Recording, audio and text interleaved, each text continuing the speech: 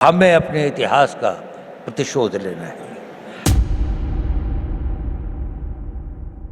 हिंदुस्तानियों का सबसे बड़ा दुश्मन हिंदुस्तानी ही है। पाकिस्तान तो दूसरे नंबर पर आता है। काशीराम से थप्पड़ खाने वाले कथित पत्रकार आशुतोष का ट्वीट देखकर धुरंधर का ये डायलॉग याद आ गया। एनएसए अजीत डोभाल के एक बयान पर आशुतोष ने लिखा है, बदला लेने की बात करने वाला न हिंदू हो सकता है और न धार्मिक। बताओ, आशुतोष अजीत डोभाल को हिंदू होने पर ज्ञान दे रहे हैं। और कितना कलयुग आएगा। वैसे वामपंथियों के इसी तरह के ज्ञान ने हिंदुओं को दब्बू कौम के तौर पर पेश किया है कि हिंदू बदला नहीं लेता। क्यों नहीं लेता? कब नहीं लिया? सती आत्मदाह करने को मजबूर की गई तो भगवान शिव ने प्रजापति दक्ष का सिर धड़ से अलग कर दिया। बदला था कि नहीं? रावण माता सीता का हरण करके ले गया तो प्रभु राम ने उसका पूरा खानदान खत्म कर दिया। बदला था कि नहीं? दुर्योधन ने द्रौपदी को जांग पर बैठने का इशारा किया था, भीम ने उसकी जांगें तोड़ दी। पांडवों ने कुरुवंश खत्म कर दिया। बदला था कि नहीं? बंद करो, हाथ जोड़ के मैं मोदी साहब से गुजारिश। मतलब ये कि कथित पत्रकार और वामपंथियों ने कौन सा हिंदू धर्म पढ़ा है जो ये ढोल बजाते घूमते हैं कि हिंदू बदला नहीं लेता। रामायण से लेके महाभारत तक, लोक कथाओं से लेके साहित्यिक मान्यताओं तक हिंदुओं ने बदला लिया है। तभी दिनकर ने कुरुक्षेत्र में लिखा है, प्रतिशोध से होती है शौर्य की शिखाएं दीप्त, प्रतिशोधहीनता नरों में महापाप है। लेकिन हिंदू कौम को कमजोर बनाने के लिए, उनमें हीनता भरने के लिए, उन्हें लजवाने के लिए दशकों तक इसी तरह का नैरेटिव बनाया गया जो पूरी तरह से फर्जी है, क्योंकि सच यही है कि हिंदू प्रतिशोध पूरा करता है। खैर, मुद्दे पर लौटते हैं। तो मुद्दा यह है कि आशुतोष ने यह बात क्यों लिखी। इसके लिए आप एनएसए अजीत डोभाल का यह बयान बहुत ध्यान से देखिए। कई लोगों को फांसी चढ़नी पड़ी, भगत सिंह को फांसी के फंदे को स्वीकार करना पड़ा, सुभाष बोस को जीवन भर संघर्ष करना पड़ा, महात्मा गांधी को सत्याग्रह करना पड़ा और अनगिनत लोगों को अपनी जानें देनी पड़ी। यह संघर्ष चलता रहा। हमारे गांव जले, हमारी सिविलाइजेशन को समाप्त किया गया, हमारे मंदिरों को लूटा गया और हम एक मूक दर्शक की तरह असहाय होकर इसको देखते रहे।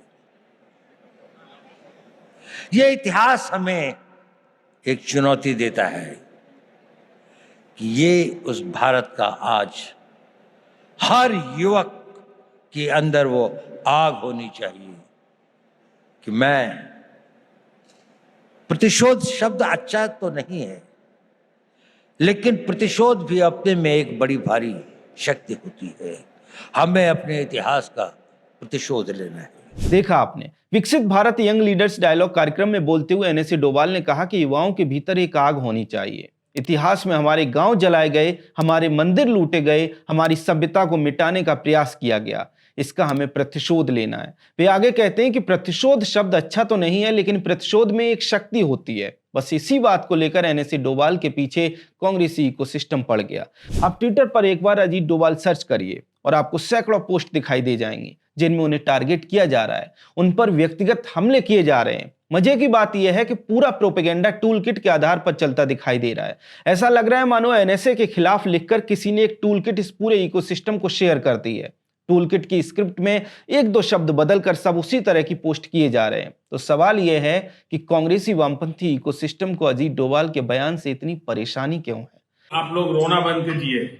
मजे की बात यह है कि ऐसा पहली बार नहीं हो रहा है, बल्कि कई बार होता है। बीच बीच में हम देखते हैं कि इस इकोसिस्टम के पेट में अजीत डोभाल को लेकर दर्द होता है। ये लोग अजीत डोभाल को टारगेट करते हैं, जबकि एनएसए डोभाल कभी भी राजनीतिक बयानबाजी नहीं करते, क्योंकि वे देश के राष्ट्रीय सुरक्षा सलाहकार हैं। तो राष्ट्र की सुरक्षा से संबंधित बयान देते हैं, जो कि उनकी जिम्मेदारी है। लेकिन फिर भी कांग्रेसी इकोसिस्टम उन्हें टारगेट करता है। इसके पीछे दो मुख्य कारण दिखाई देते हैं।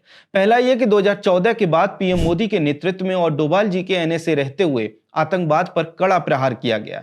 पाकिस्तान जो आतंकी मुल्क है, उसके ऊपर भी बार बार प्रहार किया गया। तो इस पूरे इकोसिस्टम की सबसे ज्यादा चिढ़ इसी बात को लेकर है कि उनके आकाओं को बार बार क्यों मारा जाता है। दूसरी एक बात और समझिए, यूपीए के टाइम पर भी अजीत डोभाल अलग अलग पदों पर रहते हुए देश की सुरक्षा से संबंधित कार्यों में जुटे थे, लेकिन तब उन्हें फ्री हैंड नहीं था।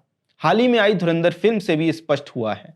अब धुरंधर 2 आने वाली है, जिससे शायद ये दिखाया जाएगा कि 2014 के बाद कैसे एनएसए को फ्री हैंड मिला, सुरक्षा एजेंसियों को फ्री हैंड मिला और कैसे आतंकियों को, विशेष तौर पर पाकिस्तानी आतंकियों को निपटाया गया। निश्चित तौर पर उसमें पीएम मोदी के साथ साथ एनएसी की भूमिका भी दिखाई जाएगी और यही बात इन वामपंथियों को पच नहीं रही, क्योंकि ये जानते हैं कि देश की युवा पीढ़ी, विशेष तौर पर जैन जी, ये सब देख और समझ रहा है।